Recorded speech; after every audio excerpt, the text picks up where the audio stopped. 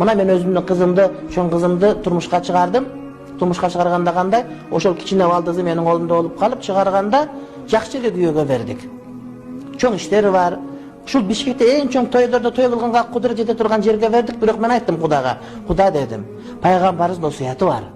Кайсыл кыздын, кайсыл нике жеңил болуп, эң оңой болуп, эң арзан боло турган болсо, ысырап болбой турган болсо, ошол никеде береке бар деп айткан. Ошон үчүн сиз той кылбаңыз.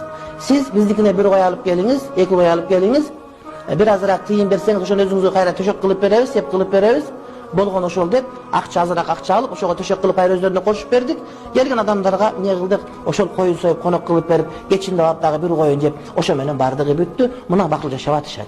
Бирок 30 миң, 40 миң доллар той берип, келиндин бир чыны жылуу чайын ичпестен ажырашып кеткендер толтура. Ошон үчүн той максат эмес, закыс максат эмес, максат бактылуу жашоо.